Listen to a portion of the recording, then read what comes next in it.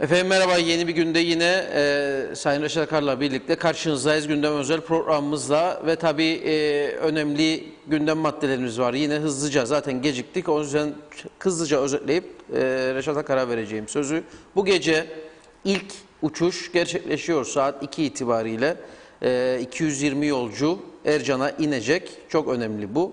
Çünkü 1 Temmuz'a odaklanmıştık biliyorsunuz. Bu 1 Temmuz'la ilgili öte yandan Tabipler Birliği bir dava sürecine girdi. Bugün basın toplantısı yaptılar. Yarın mahkeme bu davayı görüşecek. Ama bu arada gece ilk ekip gelecek, 220 yolcu. Bir taraftan böylesi bir gündem var. Öte yandan hayvancılar, hayvan üreticileri bir taraftan, esnaf sanatkarlar diğer taraftan eylemlilik sürecine giriyorlar. Zaten esnaflar bir eylem sürecindeydiler. Ama Perşembe günü Girne'den Lefkoşa'ya bir yürüyüş, Başbakanlık önünde bir çadır kurma sürecine giriyorlar. Öte yandan hayvancılar da diyor ki bir daha yapacağımız, ki kısa sürede yapacağız eylem artık eylem olmayacak, isyan olacak. Sütler biliyorsunuz dökülüyor vesaire. Bu konular var. Bir hayli yoğun bir gündem. Bakalım sizlerden de gelecek olan yorumları aktarmaya çalışacağız. Programımız süresi içerisinde bu şekilde değerlendireceğiz süreyi. Sayın Akar, hemen hoş geldiniz. Evet, hoş bulduk sevgili Aytuk. Tüm izleyenlerimize de sevgi saygılarımızı gönderelim. Tabii eylem sesleri yükselmeye başladı. Bunlar beklenen gelişmelerdi. Yani olmaması bizim için sürpriz olurdu. Çünkü gittikçe daralan, sıkıntıya giren sektörler mutlaka eylem yapacaklar. Ancak eylem kararından önce her kurum, her şahıs vatandaşlık görevini yaptı mı acaba? Buna da bakmak lazım. Şimdi Hayvancılar Birliği sütler, bir hayvancı sütünü döktü. Süt kurumu da açıklama yaptı. Kalitesizdi sütü, onun için almadık dedi. Ama hiçbiri hala da, ilginç olan şu ki hiçbiri hala da bu sütler neden dökülüyor, neden hayvancının elinde kalıyor, neden satılamıyor, neden bu krizler meydana geliyor, bunu doğru dürüst konuşmuyor. Bilmiyorum, Mustafa Naimoğulları'nın açıklamalarını ben TAK ajansına programa girmezden önce girdim baktım, devletin ajansıdır. Mustafa Naimoğulları acaba gerçek nedene değindi de TAK mı koymadı, yoksa hiç mi değinmedi, aklına gelmedi da TAK ne duyduysa onu mu koydu bilmiyorum. Ben TAK'ın haberine dayanarak şunu söylüyorum sadece: neden çekiniyor Hayvan Üreticileri Birliği Başkanı da söylesin ki bu sütler elde kalıyor çünkü ülkede insan sayısı azaldı, çünkü ülkede turist yok, oteller kapalı, turist olmadığı için, oteller kapalı olduğu için süt tüketimi azaldı. Mevcut üretim bizim nüfusumuzun çok çok üzerinde olduğu için bu sütleri pazarlayamıyoruz. Niye demiyor veya diyemiyorlar? Niye turizm faaliyetlerinin doğru dürüst bir an önce başlaması için sağlıkta alınması gereken önlemler konusunda bunca zaman ses çıkarmadılar? O ve onun gibi örgütler neden bu Tabipler Birliği'ndeki arkadaşlar, yönetimde Özgül Hanım ve yöneticileri hiç mi görev sahalarına girmiyordu? Bu pandemi hastanesinin olmaması, neden 1 Temmuz'u bekleyip de bu harekete geçtiler? Burada siyasi koku alıyorum ben şahsen bir vatandaş olarak. Burnumun bir tarafından da öteki tarafından da siyasi kokular giriyor. Yani mevcut hükümeti yıpratmak için eylemlerin hazırlanmaya başladığını görüyorum. Ha, haksız mılar? Evet, haklı tarafları var. Ama bu pandemi hastanesini 3 aydır konuşuyoruz. Bu pandemi hastanesi olmadan 1 Temmuz sürecine girilemeyeceği bilindiğine göre niye önceden Tabipler Birliği bu konuda bastırmadı, girişim yapmadı, eylem yapmadı? Neden sessiz kalmayı tercih etti de illaki 1 Temmuz? 1 Temmuz geldi, kapıya dayandı. Şimdi ara emriyle tamamen alınan önlemleri durdurmaya yöneliyor ülke. Benzeri olaylar, bakalım Rum tarafına bakalım. Rum tarafında ciddi olaylar yaşandığı halde turizmi 6 Haziran'dan itibaren açtılar. 30 tane ülke vatandaşından PCR da istemiyorlar. Sağlık belgesi de istemiyorlar ve tıkırında yürüyor işler. Yine bugün programa girmezden önce Güney Kıbrıs'taki birkaç tane ünlü otelin rezervasyonlarına baktım. Yer yok, full. İsteyen girsin denesin. 5 yıldız otellere baksınlar, full. 4 ay süreyle rezervasyon yapmayan oteller var Limasol'da. Bilir misiniz? 4 ay süreyle. Bizim otellerde de 5 yıldız, bizde de 5 yıldız oteller bomboş. Kimse yok. Peki oteller boş kalırsa, buraya insan gelmezse bu hayvancı sütünü kime satacak? Hellimci, peynirci ürünlerini kime satacak? Karpuzcu, badadezci kime satacak? Tavukçular kime satacak? Hayvanlar kime satılacak, etler? Bunları düşünmek lazım. Sadece bir gözlükle bakıp bu işi son dakikaya kadar bekleyip son dakikada madem pandemiyi yapmadılar da böyledir biz de aşırmayı gösterik size gününüzü, doğru bir yaklaşım değildir.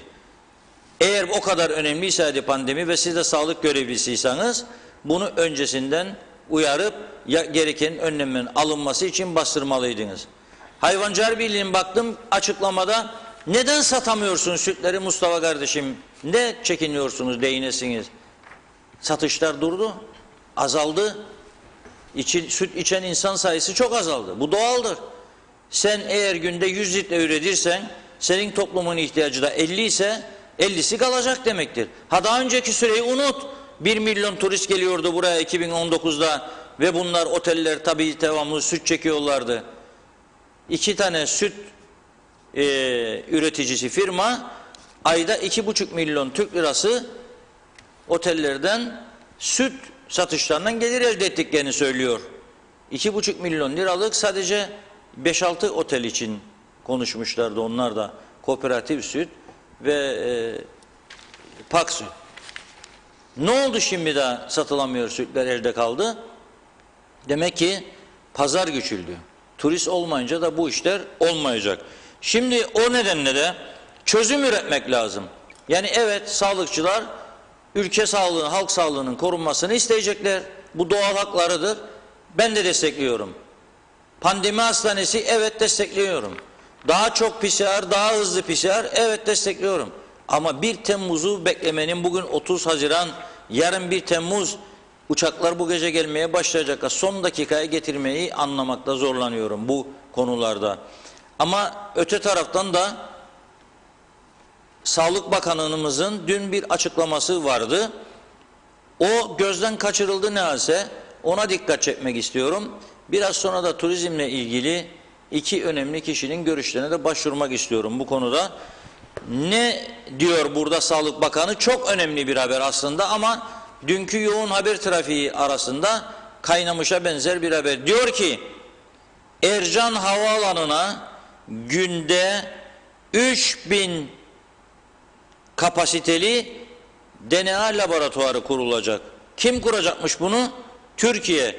Türkiye Sağlık Bakanı ile görüştüm diyor telefonda 2 gün önce diyor Sayın Pilli, ve diyor Ercan Havaalanı'nda siz yer gösteriniz, biz oraya da gelip size ekip takviyesi de yapacağız. Sizin ekiple birlikte, yani KKTC Sağlık Bakanlığı'nın ekibiyle Türkiye'den gelecek sağlık ekibi birleşecek ve orada daha hızlı bir şekilde PCR testleri yapılacak ve bu sorun çözülecek. Birinci sorun. PCR testi yapılabilmesi için yer gösterin demiş Türkiye Sağlık Bakanlığı. Şimdi buradan ben de Sayın Bakan'a bir öneri yapmak istiyorum, Sağlık Bakanı'na. Diğer sağlık örgütleri de isterse bunu alırlar, ileri götürürler. Şimdi öyle bir süreçten geçiyoruz ki savaştan beter bir durumdayız. Ülkenin bütün sektörleri, ekonomik sektörleri dibe vurmuş durumdadır. Bırakınız yıl sonunu, önümüzdeki haftayı göremeyecek duruma geldik. Yani bir hafta sonra işler ne olacak diye sordu bana bazı arkadaşlar bugün. Bir hafta sonrayı bırakın dedim, yarını bilemeyiz. Yarın ne olacak acaba? Hiç kimse bir şey bilmiyor. Bilmemiz de mümkün değil. O yüzden savaştan beter bir durumdaysak acil tedbir almamız lazım. İlk anda bizim aklımıza gelen Ercan Havaalanı'nda atıl vaziyette duran VIP salonu vardır.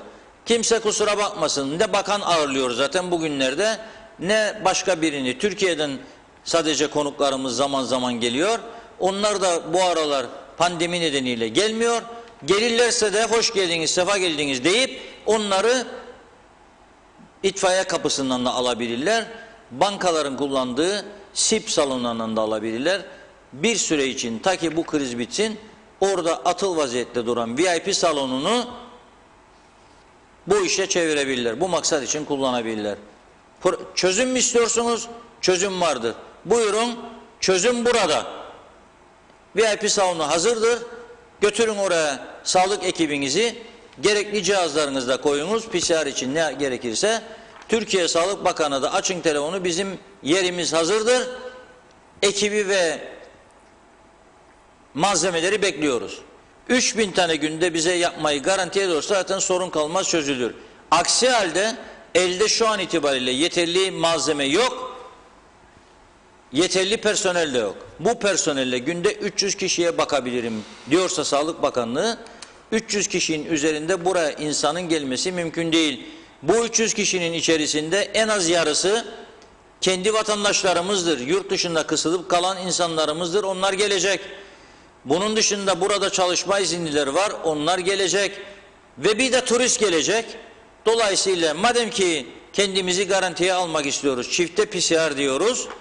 Çifte PCR yapabilmek için de imkanları onların önüne koymalıyız. Ercan Havaalanı VIP salonu mükemmel bir yerdir. Hemen derhal burası bu amaçla kullanıma geçilebilir. Pratik çözüm üretelim. Yoksa o ondan şikayet, bu bundan şikayet, o onu mahkemeye, bu onu bilmem nereye. Bunun sonu gelmez, ülke tam olarak batar. Batmasından medet umuyorsak, yani batarsa ülke tam olarak da birileri bir şeyler kazanacak diye umut ediliyorsa, bilelim ki kimse bir şey kazanmayacak. Kimse. Yani o yüzden bu çok önemli bir konudur. Ben bu konuyu hem Sayın Ünal Üstel, daha bir hafta öncesine kadar Turizm Bakanımızdı. Bu konularla o çok yoğun bir şekilde ilgilendiği için tecrübeleri vardır. Onunla konuşmak istiyorum. Bir de Otelciler Birliği Başkanı Sayın Dima Çağıner, bakalım onlar ne düşünüyor. Hazırsa Ünal Üstel Bey, arkadaşlar hattımıza alalım, bağlayalım Ünal Bey'i. Ünal Bey bağlanana kadar hemen okuyalım. Serkan Atayler, KKTC'de herkes kendi çıkarlarına göre siyaset yapınca ne birlik ne dirlik olur. Sağlıkla ilgilenen birimler ve sendikalar bile sağlığı dikkate alacaklarına kendi siyasi görüşlerine göre hareket ediyorlar. Sonuçta KKTC açılıyor ama ne pandemi hastanesi var ne Ercan'da test merkezi. Her şey son dakika akla geliyor. Hükümet ne için var? Anlaşılan arı hala daha vız vız vız demiş. Önlem alınmadan kapıların açılması demek sana al bu freni tutmayan arabayı Lefkoşa'dan Girne'ye götür demekle eşdeğerdir diyor Yücel Barbaros. Tijen Soyluer, iyi yayınlar diliyorum. Benim söyleyeceğim kooperatifin elindeki fazla sütleri hellim peynir yapıp alım gücü düşen halka satsa daha iyi olmaz mı? Boşuna sarf edeceklerine sütü de ucuzlatsınlar. Bu halkı biraz ucuz bir şeyler de yemiş olur. Doğru. Süt fiyatlarını da ucuzlatmaları lazım. Hellim fiyatlarını da ucuzlatmaları lazım. 60 liraya hellim satıyor kooperatif. Çünkü neden? Maliyetleri yüksek. Personel doldurdular her seçim dönemi. Şimdi o personel maliyetlerini karşılayabilmek için tabii ki fiyatlara habire zam yapıyorlar. Dolayısıyla bu gerçekten enteresan bir durumdur. Stoklarda tutacaklarına sütleri, çünkü onun da bir son kullanım tarihi vardır. Fiyatlarını kooperatif ucuzlatsın ve halka versin. Ha zarar edeceğim, ben zararına satmam derse zaten edecek. Yani o stoklarda o sütler tüketilecek değil, kalacak yani. Turizm canlanmadığı sürece de mümkün değil. Hazır mı? Telefon değil. Peki hazırlayalım onu. Çekler işleme girmeye başladı diyor Emir Ali Tatlıdil. Bankalar kredi vermiyor. Hükümet icraatlara devam edip uygulayacağını, bunlar da öteleme olmayacağını söylüyor. Durum gayet düzgün, her şey yolunda demiş Emir Ali. Yani hükümetin kararlarına bankalar uymuyor gibi bir şey çıkarıyorum buradan. Çünkü kredi vermiyor diyor bankalar. Şu aşamada turist gelmez diyor Serhat Apakgün. Kasino müşterisi belki gelebilir, bir turizmci. O da böyle bir yorum yapıyor.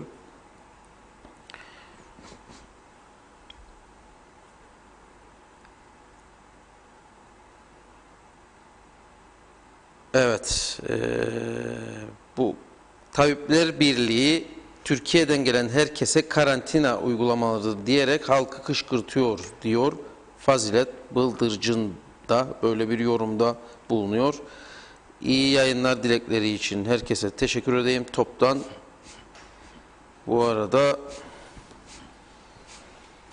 her gelen kişi ekonomiye artı bir katkıdır diyerek de devam ediyor Serhat Bey yayın mesajına. Bu memleket bitmek üzere, uçuşlar açılmazsa eğer son kullanma tarihi yaklaşıyor. Kapıları açsak da Covid-19 gelecek. Yani kesin gelecek, gelmeyecek diye bir şey yok. Anlayacağınız Kıbrıs evimiz demiş Kuzey diye bir nickname diyelim buna. Şimdi bazı şeyleri de tabii daha açık konuşmak lazım artık. Tamamen bütün kararları Türkiye odaklı değerlendiriyor bazı sivil toplum örgütleri veya bazı şahıslar ve sadece hedef olarak Türkiye'yi karşına alıyorlar. Yani Türk Hava Yolları veya Pegasus'un dışında uçak inmiyor Ercan'a. Peki İngiliz Hava Yolları inmediğine göre buraya veya Air France veya Lufthansa tabii ki yurt dışından da gelirse birisi bu uçaklarının Türk Hava Yolları uçaklarının gelecek. Her gelen de Türkiye'den geldi diye bir durum da olmayacak. Şimdi gene Finlandiya'dan yazan vatandaşımı söylüyorum. Sabah uyandım onun mesajını gördüm. Hiç uyku uyuyamadım diyor. Ben diyor biletimi aldım. Atina üzerinden Larnaka. Larnaka'dan da geleceğim. Annemin diyor ciddi hastalığı var, ağırdır. Ben bir de sonraki sene gelsem göremeyebilirim annemi diyor. Benim için acı olacak diyor. Ama geldim diyor şimdi 1 Temmuz'da ara emri isterler diyor. Da geldim barikata bizim diyor Türk tarafında kapatırlarsa diyor güneyden geçişi de kararlı. Ben ne yapacağım bu kadar masraf diyor bir taraftan da annemin acısı. İnsanları bu kadar çok paniğe sürüklemenin, bu kadar çok zarara sokmanın ne manası var? Oturduğu yerde herkes diyor ki ben aramı alıp durduracağım seni ama nasıl durduracaksın beni? Bu karar alınalı 15 gün vardır. 15 gün önce neredeydin sen? Var mıydı 15 gün önce pandemi hastanen? İnsafa gelelim biraz. İnsafa gelelim biraz. Bu kararlar alınmış, herkes ona göre tedbirini almış, oteller personelini çağırmış, devlete vergilerini ödemeye başlamış, malzemelerini almış, stoklamış, bekliyor. Sen son dakika ben kapatacağım bunu diyorsun, için önlem alınmadı. Önlemin alınmadığını bilmiyor muydun sen? Biliyordun. Niye daha önce hareket etmediniz? Alınmasın mı, önlem alınsın diyorum ben de. Ama yani şimdi 1 Temmuz'u kapattık da 15 Temmuz'u aldık, önlem alınacağını mı zannediyor birisi? 15 gün ertelediğinde ya 1 ay. Yok gene olmayacak. Gene ertelenmeyecek. Gene bu kaplumbağa hızıyla yol almamız mümkün değil. Ve söylüyorum bu seçimler yapılmadığı için çok daha zarar görecek bu toplum. Bütün her şey seçimlere endekslendi. Bir taraf o bir tarafı dövecek, o taraf öteki tarafı dövecek diye memleket altımızdan gidiyor. İnsanlar mahvoluyor. Kimse bunun farkında değil. Memleket de gidiyor. İnsanlarımız da gidiyor, insanlar perişan, kimse bunun farkında değil. Bir taraftan da çok gereksiz bir şekilde saçma sapan bir şeyle dürtüklemekle Türkiye ile ilişkilerin açılması hedefleniyor. Bu da çok ciddi. Türkiye'de koronavirüs vakası yüksek. Evet tamam. Tedbir alalım mı? Alalım. Adamdan istedik bir tane Türkiye'den inanmadık, güvenmedik. Bir de burada onu da yapalım. Ama bu da pandemi hastanesi. Yoksa bilirdin olmadığını. Evet. Telefonumuz hazır bu arada. Sayın Ünal Üstel hattımıza. Ünal Bey merhaba. İyi yayınlar. Sağ olun. Siz tabii şimdi dinlenmeye geçtiniz herhalde. Bir süre Evet. yoğun çalışmadan sonra ama bu süreçte bu korona sürecinde tabii Bakanlar Kurulu'nun üyesiydiniz. Yoğun çalışmalara katıldınız. Turizm faaliyetlerinde bir an önce ama güvenli bir şekilde başlaması için çok çalıştınız diye sizinle konuşmak istedik tecrübelerinize dayanarak. Nasıl karşılıyorsunuz? 1 Temmuz dedik açılıyor, şimdi mahkemelerden ara emri isteniyor. Pandemi vardı yoğdu. Bir de bu Sağlık Bakanımızın açıkladığı Türkiye Sağlık Bakanı ile yaptığı görüşme var. 3000 kapasiteli DNA laboratuvarı Ercan'a diyor kurmaya hazırlık diyor. Türkiye Sağlık Bakanı bize yer gösterin diyor. Hem diyor malzemeyi göndereceğim diyor, hem personel göndereceğim diyor. Sizin personelle bizim personel birleşsin, daha çok test yapılsın, daha hızlı işlem yapılsın. Nasıl değerlendiriyorsunuz bunları? Şimdi bir kere bütün izleyicilerimizi biraz geriye götürmek istiyorum. 1 Haziran geldiği zaman biz dedik ki 1 Temmuz'da otellerimizi karantina oteli yapmamak koşuluyla otellerimizi gelecek turistlerin konaklaması için kriterler oluşturduk. Ve bu kriterleri oluşturduğumuz kriterleri seyahat acenteleriyle birlikte bir kriter kitapçığı yaptık. Ve bu kriter kitapçığını oluşturduktan sonra önce otellerdeki çalışanlarına eğitim verildi. Ve o eğitim neticesinden sonra da bizim kurduğumuz denetleme ekipleri otelleri gezip kriterlere uyup uymadıklarını kontrol ediyorlar. Çünkü otelin bir hazırlığı vardı. Bizim istediğimiz bazı kriterler vardı ki gelen misafirlerin konaklarken o kriterlere bağımlı kalsın ve o kriterlere uysun. Tabii bunu yaparken bütün oteller, açılacak otellerin bu kriterleri yerine getirmelerini istedik ve bu kriterleri yerine getiren otellere de işte güvende kal konaklama belgesi veya sertifikası vermek suretiyle otellerimizi turizme hazırlamaya başladık. Ve 15 Haziran'dan sonra da işte turizmin 1 Temmuz'da kriterlere göre koyduğumuz bazı sınıflamalara göre ve aradığımız bazı şartlara göre de yurt dışından gelecek insanlarımızın konaklaması için kabul ettik. Ve buralardan gelecek insanlara şu koşulu söyledik. İşte 72 saati geçmemek koşuluyla PCR testi kurumsal bir laboratuvardan yapacak, uçak şirketine gösterecek ve uçak şirketinden de biletini alıp öyle gelecek. Ve geldiği zaman da havaalanında kriterlere uyacak. İşte otobüste kriterlere uyacak. Çünkü onlara da kriterleri oluşturduk. Ve o kriterler çerçevesinden de otele gidecek. Ve otelde de o kriterlerle otelde takviye yapmayı öğrenecek. Ve bunu koyarken de her otelde ya doktor veya bir hemşire bulunma zorunluluğu da getirdik. Ve bütün otellerimiz bu hazırlığı yaptı. Ve bu hazırlıktan sonra da turizmcilerle de bunu paylaştık ve onlar da partnerleri olan seyahat ajanteleri yurt dışındakilerle bunu irtibata geçtiler ve çalışmaya başladı. Şimdi bu doğrultuda hareket ederken oteller büyük bir sıkıntı yaşayacak. Çünkü büyük bir hazırlık dönemi yaptı. Yani zaten 3 ay var çalışmayan oteller. Bir de onun üstüne bir masraf biz ilave ettik. Ve bu kriterleri hazırlamak için bir hazırlık dönemi yaptık. Ve personelinin de bir kısmını geri çağırdı. Ve otelde konaklayacak insanlara hizmet etmesi için de bir hazırlık yaptı. Ve 1 Temmuz'da dedik ki işte Anavatanımız Türkiye Cumhuriyeti'nde Türk Hava Yolları'yla veya Pegasus'la veya dünyanın başka bir yerinden gelecek olan insanlarımızla transit yolcuların buraya gelmesini sağlamak için de kriterleri oluşturduk. Şimdi bu kriterleri oluştururken tabii ki insanlar bir hazırlık yaptı, bir masraf yaptı ve ona göre bir programını yaptı. Benim son aldığım bilgiler ışığında yalnız Anavatan Türkiye Cumhuriyeti'nde 3000'e yakın insanımız Kıbrıs'a gelmek için uçaklardan bilet aldı ve 1 Temmuz'u bekliyor. Şimdi eğer kim ondan sonra Bakanlar Kurulu oturup ve Anavatanımız Türkiye Cumhuriyeti'nin sınıfını değiştirdi. Şimdi sınıfını değiştirebilir otel sınıfına giren ve birden 5'e kadar yıldız taşıyan otellerle turistik bungalovlar, tatil köyleri, butik, apart otel ve... çift PCR testi, biri Türkiye'de olacak, biri burada olacak.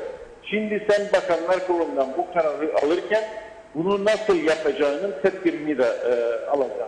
Dolayısıyla oradaki seyahat acentelerin pazarlama yaparken bu kıstasları göz önünde bulundurarak bu pazarlamaları yaptılar.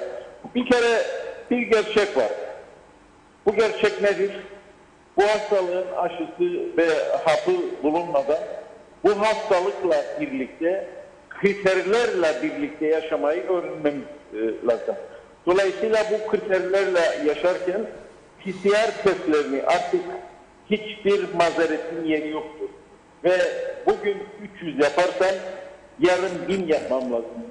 Bu geçen 3 ay içinde de bir takım sıkıntılar yaşamamıza rağmen bunların önlemini alacaktık. Çünkü 1 Temmuz'da bu havayollarına Kuzey Kıbrıs Türk Cumhuriyeti'nin Ercan Devlet Havalimanı'nı açacağının çalışması yapıldıydı, duyurusu yapıldıydı ve bütün seyahat acenteleri o doğrultuda çalışmaya başladılar. Şimdi sağlık önemlidir. Tabii ki her şeyin başında sağlık gelir ama ekonomi şartlarının dönmesi için de ekonomi de önemlidir. Bu ülkenin lokomotif sektörü turizm sektörüdür.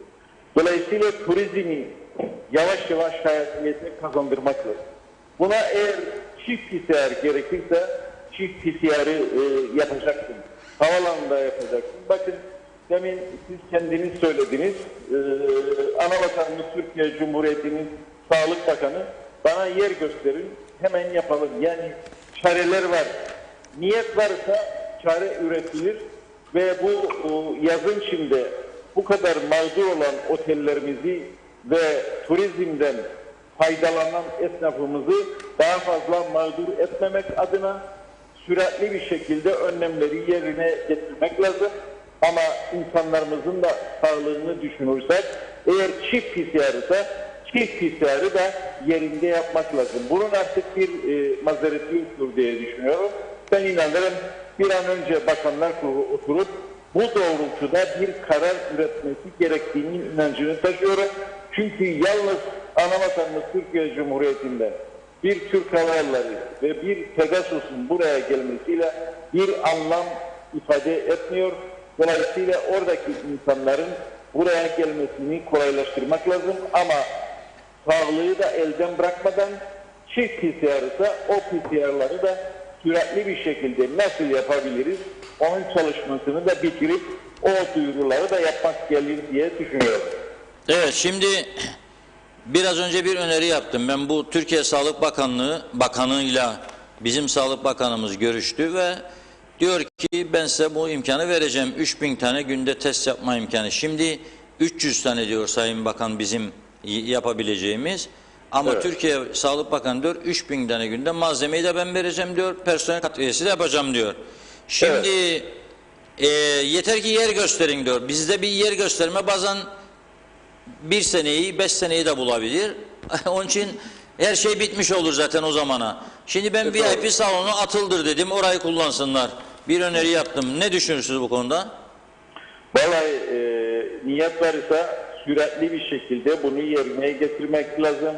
Bakın şimdi 1 Temmuz, 1 Ağustos ve Eylül'den sonra da kongre turizmi başlar ülkede ve çoğu kongreciler rezervasyon yaptı. Bir kere zaten ada sıkıntı içerisinde, otellerimiz sıkıntı içerisinde.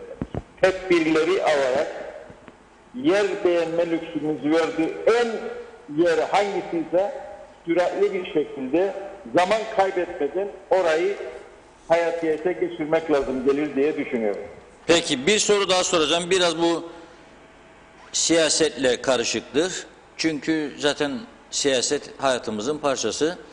Şimdi ama siz bakan değilsiniz, daha rahat konuşabilirsiniz. Şimdi bakan olsanız size bu soruyu sormazdım. Şimdi hem Ersin Bey'in hem yardımcısı Kudret Bey'in ikisinin de aday olması Cumhurbaşkanlığı seçiminde bu sivil toplum örgütlerinin eylemlerini bir yerde teşvik ediyor mu sizce? Yani bakıyorum mesela sol siyasi partilere ağırlıklı olarak örgütlerin ezici bir çoğunluğu sol partileri destekleyenlerdir. Ve etkili olanlar da onlardır. Sağ tarafın etkili bir eylem yaptığını ben bugüne kadar görmedim. Oturun yerinize, susun, sesinizi çıkarmayın, tamamdır, her şey güzel, akşama mağdurlarda bu işi çözerik falan filan. Ama şimdi sol partilerin örgütleri çok daha hareketli ve etkili eylemler yapıyorlar. Şimdi bir anda Tabipler Birliği ben diyor şey yapacağım diyor. Ara emri istedim diyor ve yarın da tam 1 Temmuz günü bu ara emri görüşülecek. Bu seçimin etkisini nasıl değerlendiriyorsun? Bu dönemde adaylık meseleleri var ve bunlar da oluyor. Ama ülkede batışa doğru gidiyor. Nasıl değerlendiriyorsunuz? Sıkıntılı bir dönem. Bir kere Ulusal Birlik Partisi köklü bir partidir. Dolayısıyla Ulusal Birlik Partisi Cumhurbaşkanlığı seçimlerinde aday göstermeme gibi bir lüksü yok. Bir adayının muhakkak Ulusal Birlik Partisi göstermesi lazım. Ama burada önceden konsensuslar yapıp sarayın temsilcisi olarak birinin çıksa ülke için daha faydalı, daha yararlı olacak diye düşünüyorum. O doğrultuda bir takım çalışmalar yapıldı ama maalesef bir netice alınamadı. Ve bugün her parti kendi adayını gösterecek. Bu da sağın bölünmesi, parçalanması demek gelir. Dolayısıyla sıkıntılı bir seçim süreci yaşayacağız. Bunu kim kazanır? Artık bunun takdirini halkımız verecek. Tabii bir kısıtlama yoktur.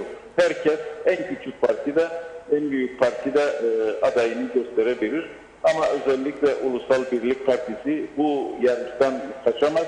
Çünkü ülkeyi kuran, yaşatan ve yaşatma kararlılığı içerisinde olan Ulusal Birlik Partisi muhakkak adayını gösterecektir. Ve adayının kazanması için de elinden gelen gayreti göstereceğiz. Tavanıyla birlikte hareket edip netice almaya çalışacak diye düşünüyorum. Şimdi tabii ki kurum kuruluşların veya dernek veya sendikaların doğrudur. Daha çok sol frekanslı kuruluşlardır. Dolayısıyla onların yapacakları eylemler bu seçimler içinde etkili olacak ve bu seçimlerden etkili olacağı içinde 11 Ekim seçimleri de bizim için biraz düşündürücü olacak diye düşünüyorum. Evet, mesela bayram değil, seyran değil diyor. Eniştem beni niye öptü? Şimdi bugün Hayvancılar Birliği ayaklanacak, öyle bir eylem yapacak, tarihte görülmemiş.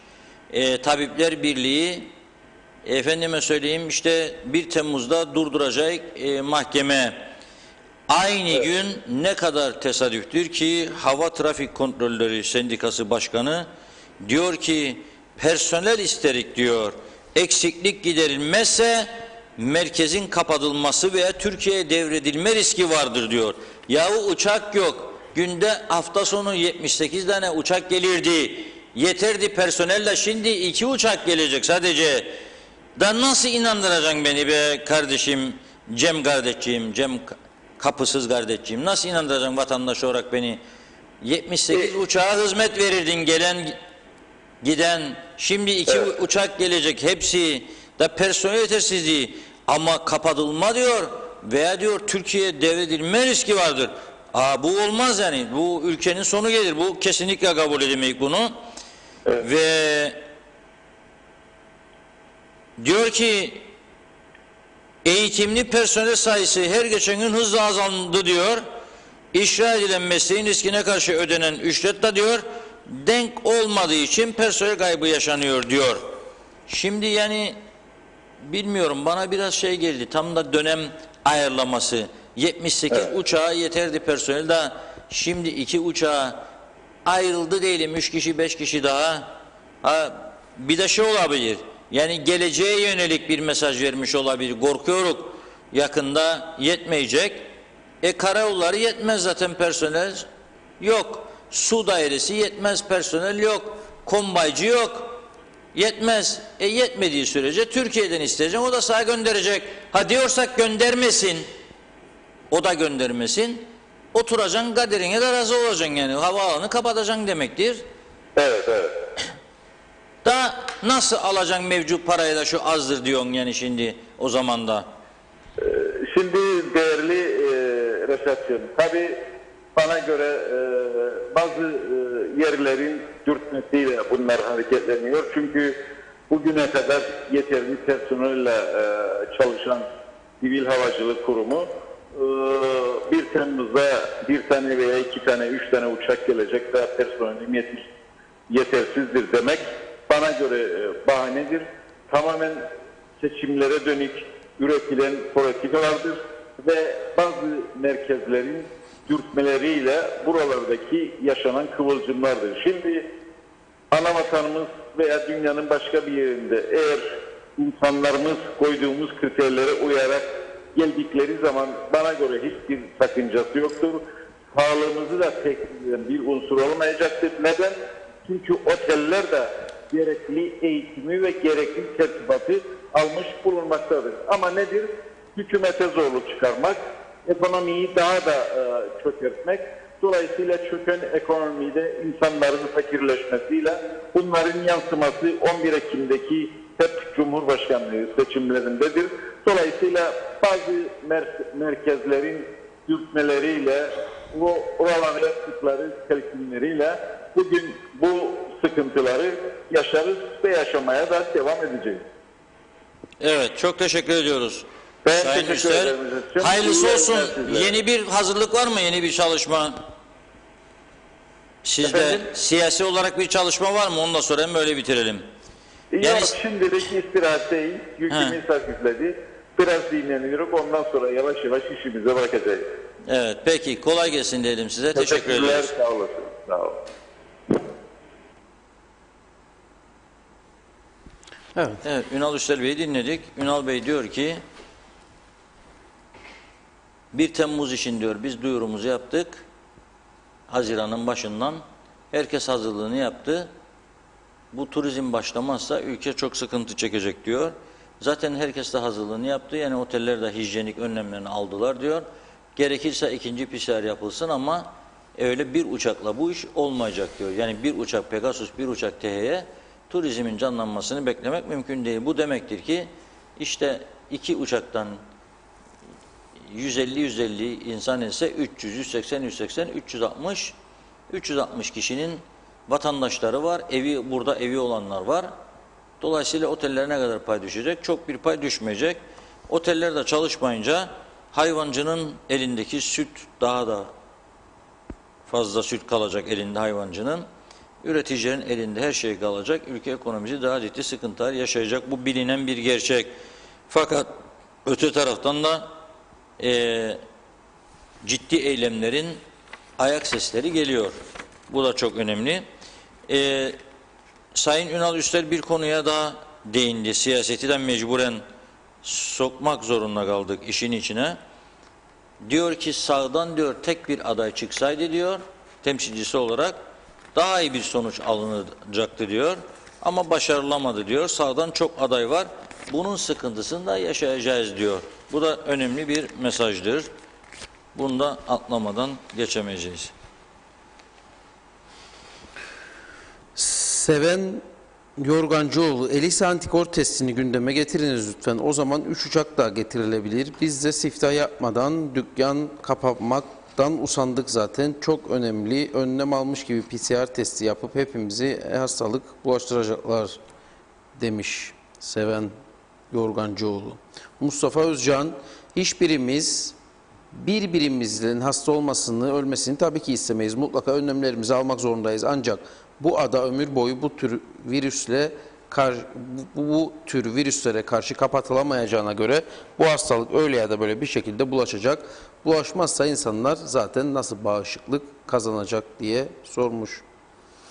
Batırsınlar memleketi rahatlasınlar demiş Emine Zorba. Ulus Barani bir doktor bir konuya değindi diyor.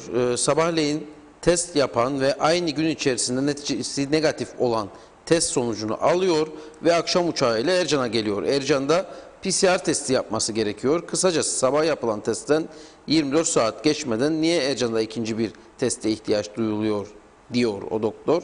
Türkiye'de yapılan teste güvenilmiyor mu ki aynı gün içerisinde ikinci bir teste ihtiyaç duyuluyor demiş.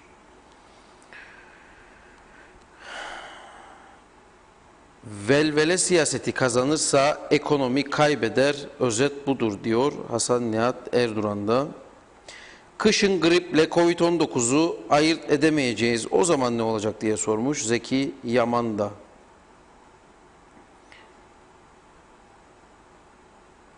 ELISA antikor testi de yapılırsa taşıyıcı koronalılar da belli olur. Aksi takdirde hepimiz hastalığa bulaşabiliriz PCR testiyle.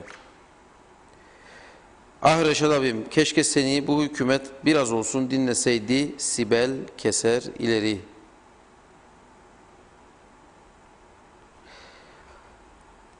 Savaşta askerin planları vardır. 3 günde ameliyathaneli Sahra Hastanesi kurar ve işletir. Bütün bakanlık yapanlar bunu iyi bilir, bilmelidir diyor Hasan Nihat Erduran. Vericilere prim vermemek gerekir. Evet, bu üstteki yorumdu. Kıbrıs Türk halkının çiftçinin, hayvancının yanında ve bu ülkenin öz kurumlarından olduğu iddia eden kooperatif kuruluşları bir yıl içerisinde yaptığı yılbaşı ve kuruluş yıl dönümü etkinliklerine milyonlar harcayacağına stoktaki sütleri maliyeye satın alıp halka ücretsiz dağıtsız, inanın bu kuruluşu bu halk sırtında taşır diyor çiftçi Vokolida. Nevzat Kolçak da diyor ki basına yansıyan haberlerde AB Türkiye'ye ve Amerika'ya kapılarını açmama kararı aldığını bildirmiş. Biz de açmayız. Kapıları açma kararını savunmayalım demiş. Evet, şimdilik yorumlar bu şekilde. Bizim Türkiye'den başka doğru dürüst bir pazarımız yok. Gelen turistlerin %70-75'i Türkiye'den. Türkiye'de yaşayan insanların gidebilecek çok tatil yerleri var. Bodrum var, Antalya var, Marmaris var, Kuşadası var, Alanya var. Çok güzel, çok şahane tatil yerleri var. Gidebilir. Mesafeler yakın olan arabasına binip de gidebilir. Uçağa da binmez, uçak parası da yok. Bizim burada varsa getirebileceğimiz bir başka ülkeden turist önersinler, tekliflerini sunsunlar, değerlendirsin hükümet. Ama ne yapalım, Avrupa Birliği Türkiye'ye ambargo uyguluyor da biz de uygulayalım mı diyeceğiz yani? Enteresan bir durum yani bu. Ne yapalım Türkiye? Güney Kıbrıs ilk kararı aldığı gün hiç sayısına bakmadan Yunanistan'ı ilk sıraya koydu. Birinci kategoride serbest gelecek ve sertifikasız gelecek. Yunanistan ama adalar Türkiye'ye açtı kapılarını. Yasaklamadı. Yunan adaları Türkiye kapılarını açtı çünkü muhtaçtır. Yunan adalarında da kazinolar vardır ve en önemli, en iyi müşterileri de Türklerdir. Oraya da gidip oynayabilir, yani buraya kazino meselesi varsa. O kapısını açıyor adaları, korkmuyor. Da ben burada korkacağım ve üstelik Güney Kıbrıs peki gitti Türk turistler Yunan adalarına ve bütün Yunanlılar da korona yaptı. Yunanlılar sertifikasız girer Güney Kıbrıs'a. Onlar da bizim o tarafa giden işçilerimizi veya bize de geçiş hakkı verirler. Şimdi PCR yapıp gidebilirik biz de. Da bulaştıracak bize de, biz de alıp bu yani getireceğiz. Bu konuda hiçbir endişe yoktur. Kimse bunun üstüne durmaz, konuşmaz. Ama Türkiye'den buraya uçak geldiği zaman herkes korona olacak. Yani bir ön yargı var burada, ön yargı var. Anlaşılmayan konu budur. Üzücü olan da budur. Nedir bu ön yargı? Aha PCR dedin, 1 yetmedi, 2 dedin, gene yetmez. Ne isten başka, ne isten arkadaş? Yani onun için ha hükümet de yapacağı, ya sizi dinleyecek bu görüşte olanları, ki bence bunlar azınlıktadır çok. Diyecek ki ben turizm faaliyetlerini durdurdum. Herkesin zararını da yılbaşına kadar, aralığa kadar karşılayacağım. Allah kerim 2021. No problem o zaman. Herkes de ne yapacağını bilir. Ama sen kamu görevlisini ödeyeceksin. Özel sektöre 1500'ü bile vermeyeceksin. Dükkanını açan insanlar iş yapamayacak. Bak eyleme hazırlanıyorlar. Ben dedim tencereler, tavalar Başbakanlığın meclisinin önünde toplanacaklar. Siyasete alet olmayan, tamamen mesleki açıdan, tamamen kendi uğradıkları haksızlıkları dile geçirmek için eylem yapacak olan herkesin yanındayım ben de vatandaş olarak. Herkes alsın tencereyi, tavayı, ilk günden beri buradan çağrı yaparım, yürüsünler. Çünkü sen hükümet olarak çok ciddi bir ayrımcılık yaptın. Verdin sen kamu görevlisine, kötü mü yaptın? Hayır, kötü yaptığını söylemiyorum. Varsa vereceksin, aç kalmayacak adamın, personelin, ama ona veriyorsan öteki de senin vatandaşındır, ona da vereceksin. Sen bir tarafa hiç vermeyeceksin, öteki tarafın kesintisini bile döneceksin, geri ödemeye başlayacaksın. Bankadan borçlanıp 70 milyon borçlanıp 66 milyonu buna vereceksin. Öteki insana da para vermeyeceksin. Ve o para vermediğin kesime bir daha diyeceksin, ben kapattım kapıları, başınıza ne gelen varsa çekiniz. Dükkandan mallar kalsın, kiralar dursun, bankalar, mahkemeler, davalar yürüsün. Mahvetmiş olacaksın sen insanları. Böyle bir anlayış olabilir mi ya? Mümkün değil yani böyle bir anlayış. Böyle bir anlayış, bunu savunmak kadar yanlış bir durum olamaz ki. Yani kendi vatandaşımız kendi vatandaşını ezmekten zevk alır duruma geldi. Bırakın diyor, can çekişsinler. Bana ne diyor ondan diyor. Ben kendimi koruyayım diyor, korona olmayayım diyor, o ölsün diyor. Açlıktan öldürüyorsunuz insanları ama farkında değil misiniz arkadaşlar? Nereye gidiyor memleket? Farkında değil misiniz? Bugün hayvan üreticileri başladı, bağırsın. Geç kaldı ama. Ve tekrar ediyorum. Neden sütler satılamıyor? Onu tak ajansına görmedim. Takçılar mı sakladı söylediği de Mustafa Bey? Yoksa Mustafa Bey'in aklına gelmedi mi? Süt neden elde kaldı Mustafa Bey? Onu da söylemen lazım. Eğer söylemediysen. Neden elde kaldı süt? Sütler. Ve peynirler, hellimler kalıyor elde. Kooperatifin buzlukları sığmayacak. 5-10 gün sonra bu arada bir süt imalatçısı, süt ürünleri imalatçısı bir izleyicimiz bir mesaj attı. Bugünkü borsa sonucu diyor, süt alacak yerimiz yok deyip hayvancının sütü dökülüyor. Ama 2.59 olan süt ikinci borsadan süt alınıyor diyor. Tam anlamadım bunu, biraz daha açmak lazım. Yani tam ne olduğunu anlamadım. Bu borsayı kesinlikle anlamış değilim yani. Süt borsası nedir, nasıldır bilmiyorum. Buna biraz açıklık getirmek lazım. Ama bildiğim bir gerçek var. Sütler elde kalıyor. Daha çok kalacak sütler elde önümüzdeki günlerde. Nüfusumuz bellidir. Bu nüfus bu tüketim, bu üretim miktarını tüketecek durumda değildir. Bazı insanlar var, parası yoktur, alamıyor.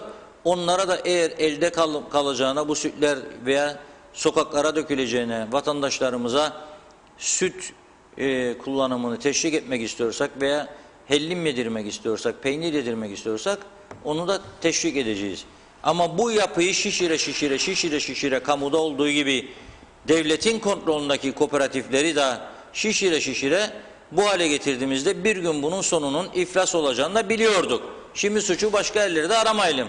Bu kooperatif zamanında dolduruldu bumbar gibi bütün kurumları, hatta yönetim kurulunda olan arkadaşlar çıktı, dedi ki koridorlara masa koydular otursun yeni alınan personel diye, ama kimse sesini çıkarmadı. Kimse de bir tepki göstermedi. Ve her parti iktidarında da oldu bu. Dörtlü koalisyonda da böyle oldu. Hatta dörtlü koalisyonda en fazla alındığı dönem oldu. En fazla alındığı dönem oldu. Kaldırmaz bu yükü dediler, alın dediler. Kooperatif sütçülüğe kaldırmaz dediler, alın kop gaza dediler. Kaldırmaz dediler, alın kop kimya gübre bölümüne. Aldılar, doldurdular. Şimdi hem maliyetler yüksek, satışta olmayınca sıkıntı başlamış durumda. Allah sonunu hayır eylesin. Yani bu gidişatla ülkenin önünün aydınlık olacağını söylemek pek mümkün değil. Tabii bu arada Mustafa Bey de hiç kaçırmaz sağ olsun yazıyor. Çok güzel bir fikir verdi. Şimdi onu okuyacağım. Mustafa Bazıbağlı Bey diyor ki, Araplara diyor 3 dolar kilosu hellim ihracatı yaptıkları gibi bizlere de bu fiyata hellim satsınlar, sorun biter diyor. Doğrudur. Ayrıca da tabii kalite de önemli. Yani ben hellimsiz yaşayamam derdim bir zaman, şimdi hellim yemekten korkar oldum. Bunu da bugün söylemiyorum. Gittiğim köy programına söylerdim. Tekrar ediyorum. 4-5 yıldır son hellim yemekten korkar oldum ben.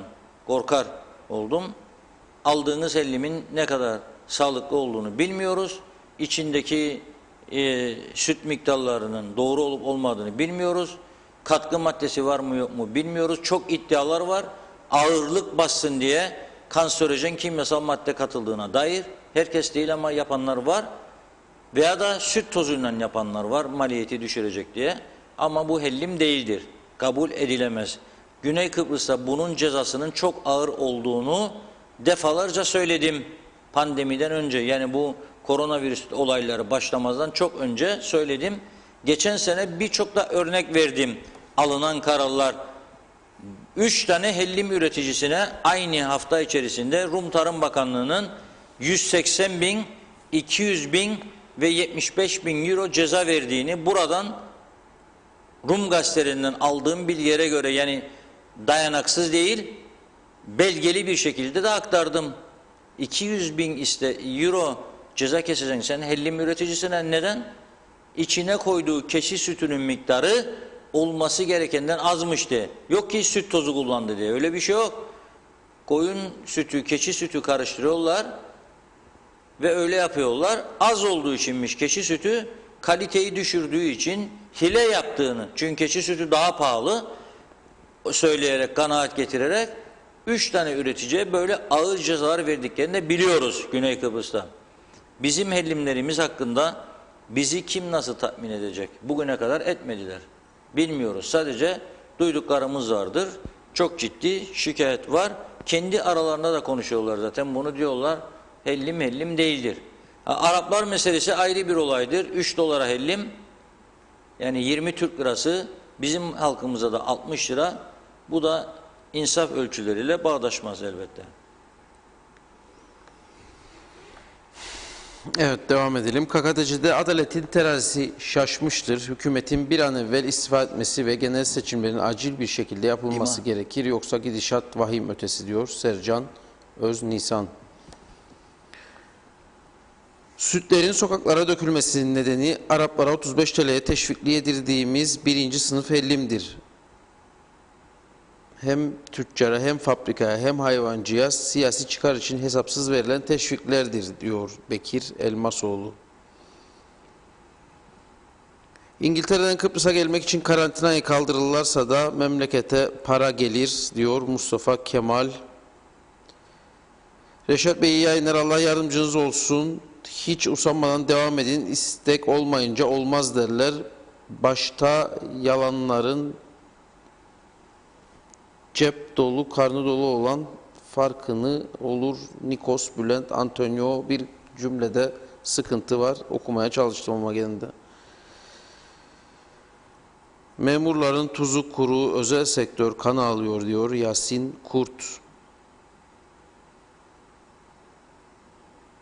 Kimi Kıbrıs Türk'ünün virüs korkusu nedeniyle Türkiye'liyi istemediği kamufle ediliyordur. Raif Şerifoğlu.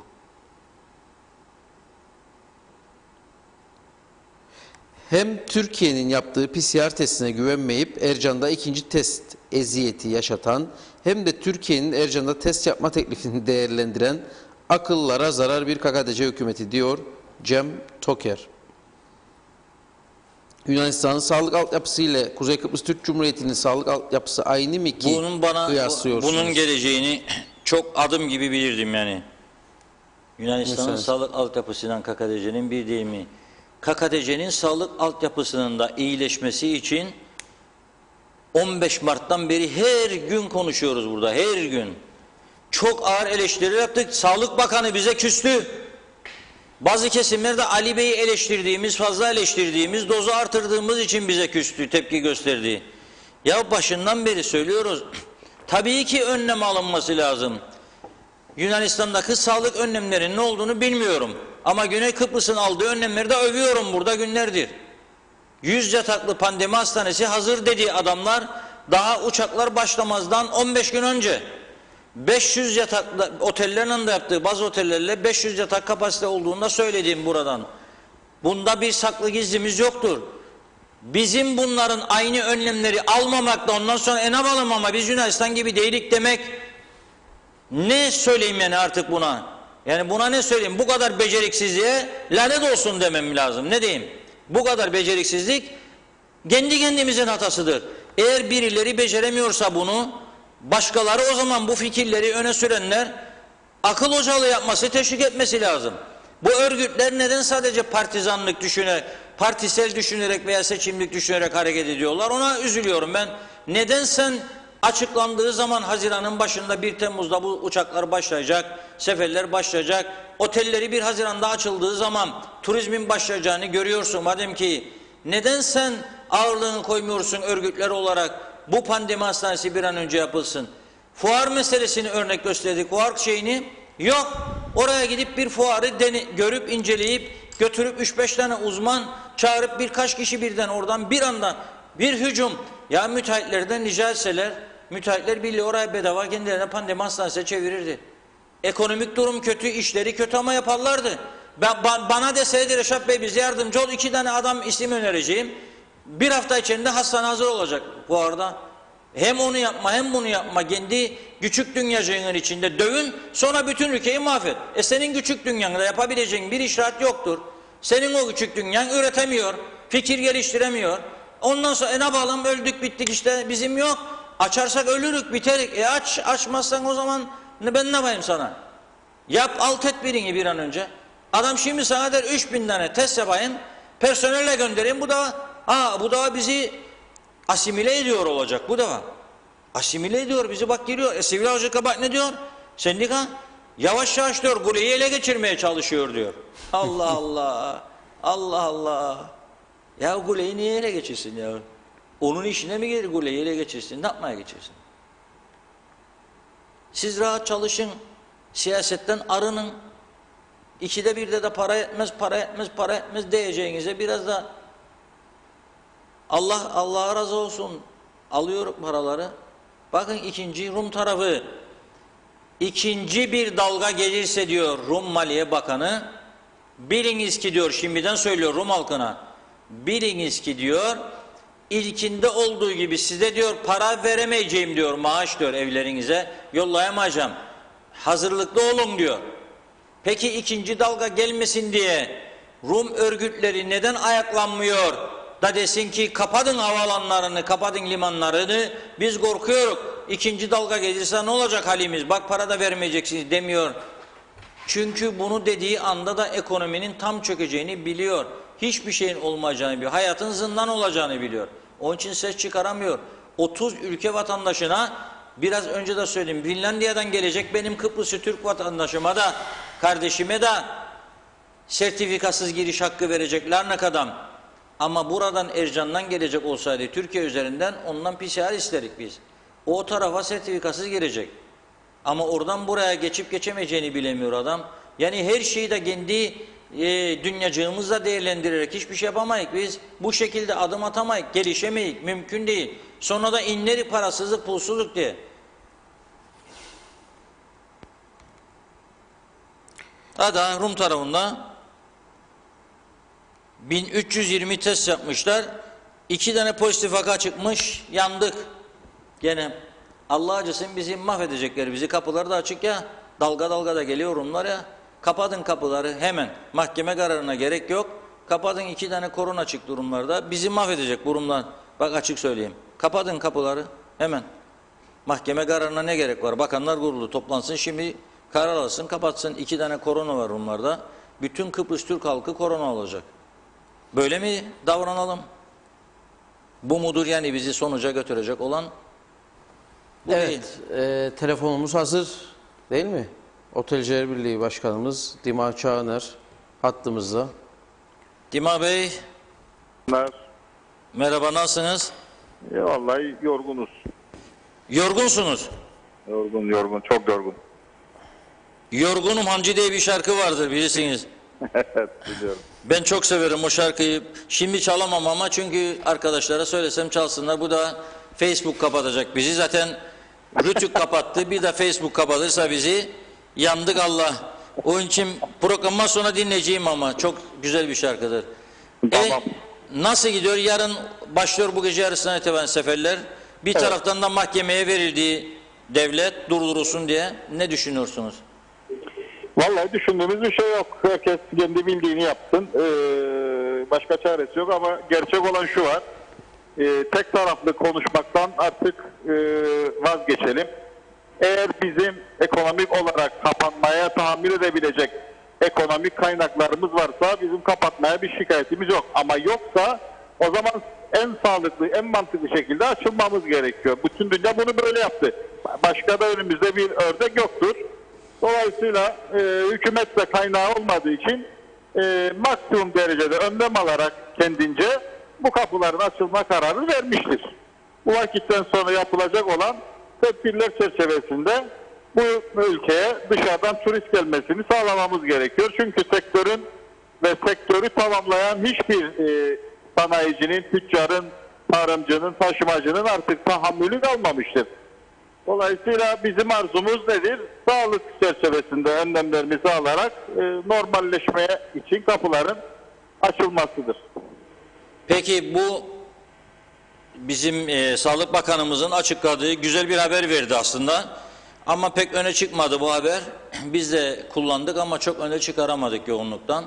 Fakat haberi bir daha okuyunca müthiş bir olanak sunuyor. Türkiye Sağlık Bakanı ile görüştüm diyor Ali Pilli Bey meslektaşıyla. Evet. Bize dedi ki diyor 3000 tane test yapabilecek bir katkıya hazırlık size. Personelle gönderebiliriz. Sizin personelle birlikte. Bu niyetten öte bir şeydir şu anda. Protokol yapılmıştır. Hazırlıklar başlamıştır. Havalimanında bu laboratuvarların yerleştireceği yer tespiti yapılmıştır. 3000 testi Ercan Havalimanı'ndan yapabilecek altyapı için hazırlıklar başlamıştır. Dolayısıyla bu bir temenni değildir. Harekete geçmiş bir plandır. Çok kısa zaman içerisinde yapmış olduğumuz görüşmelerde bu laboratuvar devreye girecek. Ve bildiğim kadarıyla 3 aylık olarak da bütün maliyetini Türkiye Cumhuriyeti Devleti sadece laboratuvar kurmuyor. İşletme giderlerinin bir kısmını da büyük bir kısmını da hibe ediyor 3 aylık bir süre içerisinde. Bunlar da az rakamlar değildir. 1,5-2 milyon dolarlık bir sadece hizmet bedelini adaya hibe edecek anlamına gelmektedir. Bu zamanda Türkiye'nin göstermiş olduğu, toplumumuzun göstermiş olduğu hassasiyete cevap olarak bu laboratuvarları malzemeleriyle kitleyle beraber yollaması gerçekten muhteşem bir girişimdi. Bu anlamda da Türkiye Cumhuriyeti Devleti'ne teşekkür etmek istiyoruz. Tabii bizim tarafın da elini çabuk tutması lazım. Yer arıyormuş bizim hükümet diye duydum ben. Yok, yer bellidir. Yer belli. Ercan'da. Ercan'da yer bellidir. Yani o kadar değil. Yani bugün sabah Sağlık Bakanlığı'ndaydık. Bu konuda çalışmalarını bitirdiklerini en azından kulak misafiri olduk. Dolayısıyla planlı programlı gittiğini gördük biz. Bilmiyorum sonucu ne olur ama bugün için şunu konuşabilirim. Bir sıkıntı yok. Çalışma devam ediyor hızlı bir şekilde. Evet, çok güzel. Peki VIP salonunu önerdim ben bugün Sağlık Bakanlığımıza. Vallahi açıkçası yapsınlar da nereye yaparlarsa yapsınlar. Aynen öyle. Yer çok yani Ercan Havaalanı'nda yer çok bana göre. Fazla bir yolcu trafiği de yok. Birçok odalar var kullansın ama şu anda da öyle VIP makam saltanat falan yapacak halimiz yok. Boş duruyor orası. Kullansınlar. Nasıl isterlerse bizim için uygundur. Yeter ki olsun. Yeter ki en güvenli şekilde bu turistleri bu adaya getirelim. Peki çok teşekkür ediyorum. Teşekkür ederim. Önceden bir şey konuşmak doğru değil tabii. Mahkemenin ne diyecek de eğer öyle dersen ne yaparsınız böyle derse sormak istemiyorum ama yani bir aramiyle durdurulursa bu seferler o zaman herhalde sizin sektörün sonu olur diye düşünüyorum. Ya sadece bizim sektörün sonu olacaksa sorun yoktur. Ülkenin sonu olur. Ülkenin sonu olur. Evet. Peki. Tamam. Çok sağ olun. Teşekkür ederiz. İyi yayınlar. Sağ olun. Evet sağ olun. Evet öyle diyor. Ne diyor? Lima Bey bizim değil diyor sadece diyor. Biz sadece bizim olsa biz sorun değil diyor. Ülkenin sonu olur diyor. Dolayısıyla bunu iyice düşünmek lazım. Ülkenin sonunu mu getirelim yoksa tedbirlerimizi alalım ve yürüyelim mi yolumuzdan? Buna bakmak lazım. Elbette halkımızın sağlığı her şeyin üstündedir. Bir numarada önem arz etmektedir ama halkın sağlığını korumak için de adım atılmalıdır. Haftalar öncesinden bu adımlar atılmalıydı. Ama biz biraz şeyle çalışıyoruz. Yani dünyada her şey değişti. Mesela jet uçaklar vardır şimdi. Çok hızlı bir şekilde sizi götürür. Biz pervaneli uçaklarla onun süratine yetişemeyiz öyle davranırsak. Yani bu da aynı şekilde bir durum arz eder. Dolayısıyla daha hızlı davranmak, elimizi çabuk tutmak zorundayız. Bu konuya da bir çabucak değinelim. Bugün bu çok önemli bir konu. Diyalog Gazetesi'nin manşetinde bugün çok önemli bir haber vardı. Şöyle dedik başlıkta, bugün Diyalog Gazetesi'ni yetiştirip alamayanlar için söylüyorum. Çünkü arkadaşlarımızın yaptığı bayi araştırmasını her gün yapıyoruz. Bunu siz de biliniz. Diyalog Gazetesi yayın hayatına başladığı ilk günden itibaren bir kez öğleden önce, bir kez öğleden sonra önemli bayilerde arkadaşlarımız gidip kontrollerini yapıyor ve gelip bize bilgilerini aktarıyor. Şu bayide bitmiştir, şu bayide şu kadar vardır. Gelip bilgi verir. Ona göre biz de dağıtım şirketiyle görüşerek erken bitirene az miktar artış, geç bitirene normal, kendi değerlendirmemizi yapıyoruz, ayarlarımızı yapıyoruz. O yüzden bugün de erken bittiğini biliyorum birçok bayide, büyük bayilerde özellikle öğlen saat 1 civarında Diyalog Gazetesi tükendiği için okuyamayanlar vardır. Şöyle bir haber verdik. Ekonomisi kağıttan kale olmakla birlikte dedik. Yani küçümseme için yazmıyoruz bunu. Ama herkes söylüyor bunu. Ekonomimiz gerçekten kağıttan kale. Üf deyince çöküyor duvarlar. KKTC'de cep telefonu kullanımı dünya liderliğine koşuyor. Bir yıllık harcama 489 milyon liracık. Anlarsınız değil mi ne kadar küçücüktür rakam. 489 milyon liracık cep telefonuna harcıyoruz. Araba sürerken cep, lokantada cep, okulda cep, çarşıda alışverişte cep, hatta ve hatta hastanede cep. Hastanede cep, ameliyata girerken tık fotoğraf selfie, ameliyata giriyorum, dualarınızı eksik etmeyin. Allah yardımcın olsun. Ameliyattan çıktım, iyiyim, dualarınızı esirgemeyin. Görüşmek üzere. Çok güzel. Teyzemi bugün kaybettik. Arkada yatıyor kadın ölü. Ön tarafta durup fotoğraf, cepten mesajlar. Her yerde, her alanda cep, cep, cep. Tabii cep bu kadar kullanılırsa cepten de çıkacak olanlara şaşmamak lazım. 489 milyon Türk lirası. Bu da bizim ülkemizde büyük bir kısmı, ezici bir çoğunluğu 2 tane GSM şirketinin cepçiğine gidiyor. Öyle bir alıştılar ki para da harcamazlar. Şimdi pandemi nasıl olsa herkes mecbur. Evden de çıkmadığı için bütün gücü cebe veriyor vatandaşlar. Facebook, Instagram, mesajlar, gidip gelir Messenger. Tabii insanlar kullandıkça internet kullanımı da artıyor. Arttıkça daha çok paracık akıyor 2 GSM şirketine. Bu 2 GSM şirketi o kadar bir eller sıkı ki, bu kadar sıkıntılı gün geçirdi bu ülke. Bir kriz dönemi, binlerce insan aç kaldı. Bir tane kampanyaya katıldıklarını görmedim. Helal olsun bunlara diyorum. Ne yürek ne cesaret. Onları da teşvik etmeyenlere de helal olsun diyorum. Nasıl bir ülke yönetme anlayışı? Neden sizin pamuk elcikler cebe girmiyor? Bu 489 milyonun %75-80'ini siz alıyorsunuz. Geri kalan kısımcığını bizim hizmet veremez duruma gelen çökmüş telefon dairemiz alıyor. Ama kaymağın büyük kısmı %80-85'i bu 2 GSM şirketinin cepçiğine giriyor. 489 milyon liracık bir yılda. Dolayısıyla bu da bizim bundan sonraki süreçte daha kontrollü harcama yapmamız gerektiğinin sinyalini veriyor. Tüm Avrupa ülkeleri içerisinde 1 numarayız. 28 üye ülke içerisinde 1 numaradır Kuzey Kıbrıs Türk Cumhuriyeti. Bunu da bilelim. Demek ki çok para harcıyoruz, çok lüzumsuz yerlere. Yani Molière yapmasını bilmiyorsan açıp annene telefonda danışanda öğreneceksin, yapma kardeşim. Molière'yi pişirme evde. Nasıl pişirirdim? O da duracak, anlayacak. Önce yağı koyacaksın, sonra eti koyacaksın, kızartacaksın, sonra salçayı koyacaksın, çevireceksin. Arada sarımsağı unuttum, sarımsak gelecek. Üstüne koyacaksın moleyağı, yıkacaksın ayrı yerde içine koyacaksın. Üstüne suyunu dökeceksin. Kapacaksın düdüklünün kapağını. Pişecek. Sonra aklına gelecek annenin budağı dönüp o seni arayacak. Unutma bir kaşık da tuz koy diyecek. Ya bilmem ne diyecek. Sonra diyecek pilav da yanında şehriyeli güzel gider diyecek. Kuzu etine de bak yağlı olsun diyecek falan filan. Karşılıklı böyle harcamalar gidecek. Milyoncuklar da GSM şirketlerin cepçiklerine akacak. Onun için önemli bir konudur. Dikkatinizi çekmek istedim bu konuya. Evet. Noktalayalım yavaş yavaş programımızı bu son değindiğiniz konuyla birlikte. Yarın zaten bakalım yeni konular bu geceden itibaren gelmeye başlayacak olan turistlerle ilgili ve bundan sonrasına ilişkin neler olacak hep birlikte göreceğiz, konuşacağız.